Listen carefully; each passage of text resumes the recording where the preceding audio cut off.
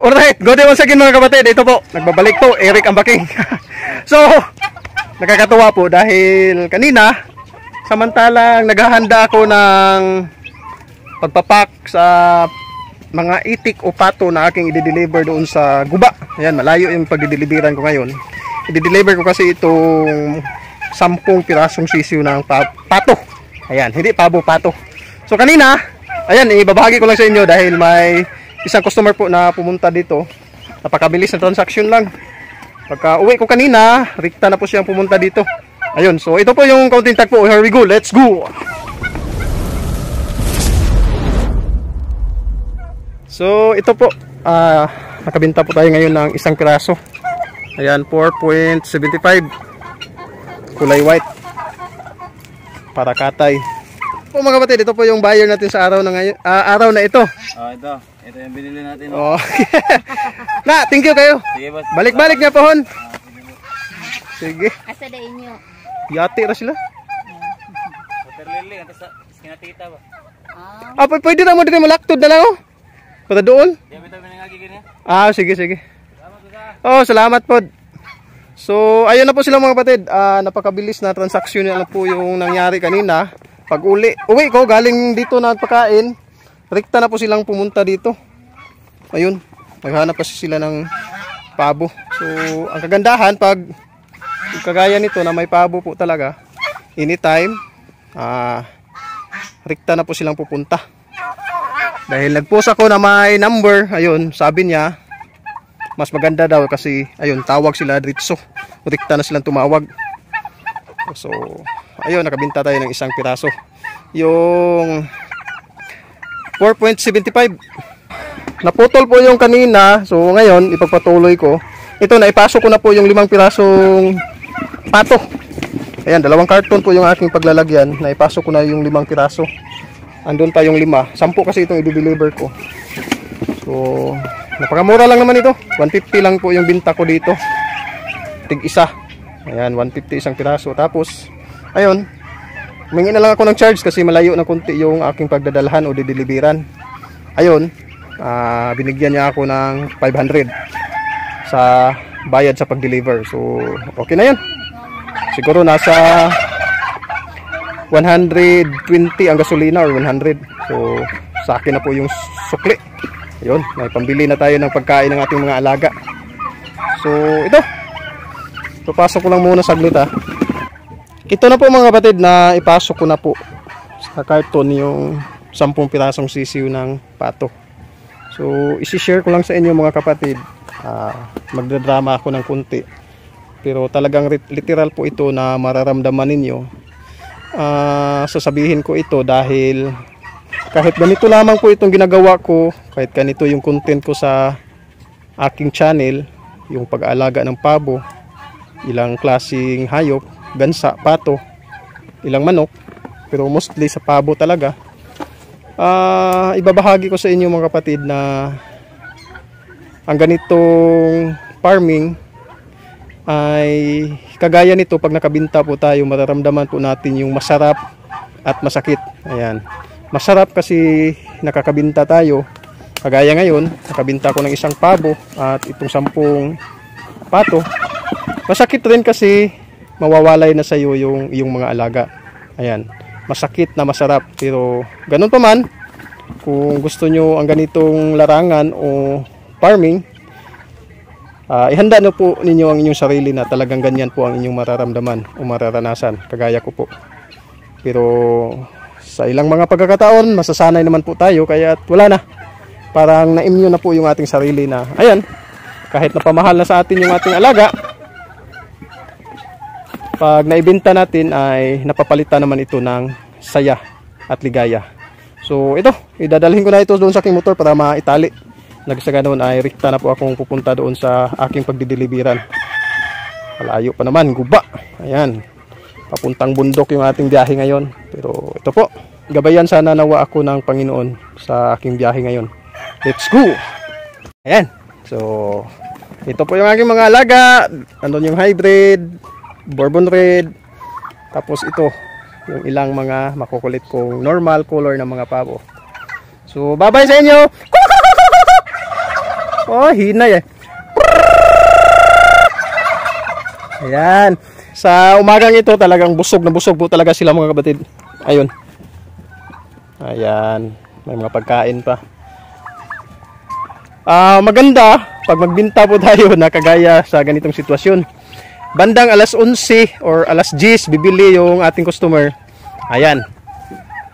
Maganda po yan kasi busog yung ating mga alaga. Mabigat po yung ating alaga niyan. Teknik po yan. So sa nakapanood dito, kung bibili po kayo mga kapatid, mas maganda pong bumili kayo bandang alas 2 or umaga, yung hindi pa nakapakain yung may-ari. Kasi ayun, magaan pa po yung pabo, hindi pa kasi nakakain. So ayan eh. Let's go, let's go. 4 yung sa itaas, 6 yung sa baba. Ayan, 2 karton mga kapatid kasi wala akong malaking karton. Bye-bye ha! Ayaw nila. Ayan.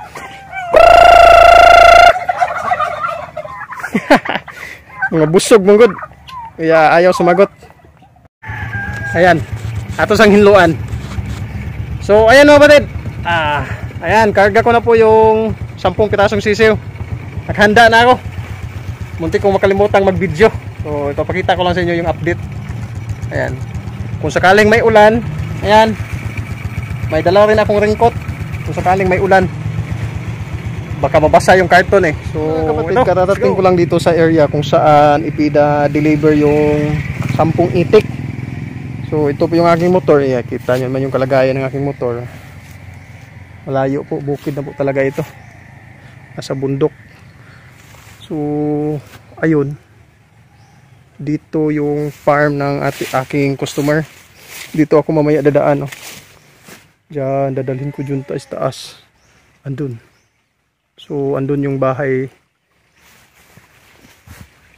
So ayan, dadalhin ko muna ito mga kapatid. Iakyat ko na lang ito doon sa itaas. Alright. Binaba ko muna yung aking dala kasi nakakamiss naman yung ganitong buhay oh. Magtimpasaw ka sa tubig. Ayan. Pag may ulan, dyan sila dadaan. Kapag baha, may tubig dito. Okay. So andun. Iakyat ko pa dun sa itaas. Let's go. So ito na po mga kapatid. Ayan. Dito na po yung dala-dala ko. Dito na sa area. So ang gandang lugar dito. Nay, nindotag lugar nyo dito na yan? Ha? Punga lang po. Ay, pungasan lang din. Jadi man makita. Nakalaag na ko dito ka usa ka ng laganan diya ba? Nang nang manawa ko katul. Asa man din inyo ha? Liluan. Liluan sa. Kalan layo lagi din timing pag kinabuk na may kaliwat tayo sa kuan akong kuan sa dapit siraw ba? Siraw? Oo. Lagi na kaliwat akong ugangan diya. Taga diha ingon kuan. Palit palagi sig itik pitan lagi gana sig itik dayo. Mudte ingon ko nga.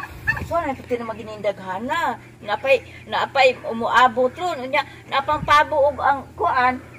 Manok kasunoy gubhan ang manok. Magpatay sila. Maldito mong ikaw ay igsoon niya nay. Di mama kaniya. Oh, mama kaniya. Asa day ingon igsoon nga mosugat? Nilakaw? To sa eskwelahan. Aw. Manghod niya ang ingon niya igsoon? Oh, manghod. Mao ba? Dog sila man nakabuok dong. Napo ra ni ma'am. Anay? Nakabuok pila may palit anak niya. 150. Dako-dagko na ni kontrana. Di kay kuhaban din di ang kuan do sila. Bara lagi naglibot ang kanal na ino. Ay, napansin na pila ka mo kaya ang pabo dai nay. Kuan lagi. Alam na nahigot ang laki ni.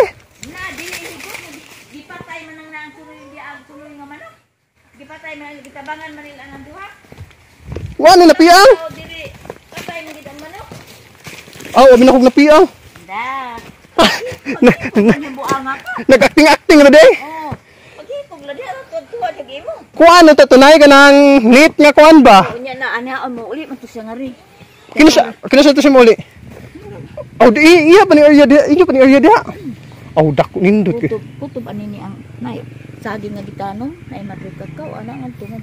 Unsa day tanom niyo di sa una ni? Mga utan? Oh, Utan og bulak. Walay buwak. Utan, mga utan na. Oo, kana lang mga gulay. Tambok pa yuta dito na, kinahanglan nagabuno. Abono han ay. Abunuhan na. Asang inyo? Ha? Asang inyo? Liluan, kaliro. Layo dito ko agi kasili para mo kalaktod. Para doon. Nangutan na ako sa dapit ang patag. Abi na ko dito ta dapit sa babaw. Sus kuno dulhog pa man day. Ang address nga rin, guba patag. Oh, guba patag lagi. Patag. Di pa ni sisakop sa adlawon. Dito side adlawon na to dito nga side dapit. Oh, tabok sapa sa dito sa tika. Ah, tunga tabok sapa lagi. Kay kadto po ko adlawon ginapo ko customer dito. Nadindiin ako panghatod pa na ako mga patagpabo jud akong daghan. Gangsa dong. Ha? Gangsa. Gansa. Gangsa. Oh, itlog, seasonal ang gansa nay. Nindot ang gansa kay makikipabantay yun. Mao gani gangsa ang among ko ana am katong deliver karon na yang gangsa grabing mahala nya wa may bayi pulos man laki di sa nin palitan ng pulos laki ang amo nga bayi ug laki. Oo, okay usang pagsanay. Ano po yung inihatid ko na 10 pirasong itik. Marami na palang itik dito si ma'am. Sa obserbaran ko po, magsisimula pa lang siya sa farming. Mga alaga. Ito na siya ang ilang pirasong pato. Marami yung pato, yung pabo mong kunti. Ang pabo, number ni kabok ang pabo. Pero ayun, nag-message sa yung ma'am sa akin na balak niyang kumuha ng pabo sa akin, yung malalaki na ng kunti. Kasi wala siyang brooder dito eh. Apa lagi, apa ni kung dito diri lagi. Kita ko naman sa kanyang farm na talaga nagsisimula pa lang, ayan. Pero napakaganda na kanyang area, naka-slope, maganda sa mga hayop. Kasi yung dumi, piktang bababa doon sa baba. Na, bilhin na lang ako ni Cartoon ay ha. Ikaw na lang bahala ni Cartoon. Naabot na ko dito sa inyong lokasyon ay mong mama. Ay igsoon niya natin. Anak. Magad. So nana ko sa lokasyon ako nang nahatag na nako sa imong mama kay katong imong ingon nga mo receive wala daw diri ah. Tuwa ka sa eskwelahan. Oh. So dito na ko tay, naina na ko tay. Oh, sige. Salamat. Ito na mga kapatid, pauwi na si Ambaking. Farm na farm talaga yung dating dito mga kapatid. Nature. Ito magandang pastulan ng pabo. Napakalaking area ni ma'am. At ito, balik tayo dito sa ilog. Ayan nga mga kapatid, inuulit ko po. Yung pag-aalaga, masakit minsan, ngunit masarap rin sa pakiramdam. Masakit kasi, ayun, mawawala na sa iyo yung alaga. And then, ang nakakatuwa naman, magkakaroon ka ng kaunting kita. So, ito po yung ilog. Ayan, so, punta na tayo dito sa aking motor. Ayan. So, dito sa likod, may i-deliver pa ako. Doon naman, malapit lang dito. Sakop lang sa barangay na ito. Yung paninda ni Missy sa online, yun naman yung aking i-deliver. So, let's go!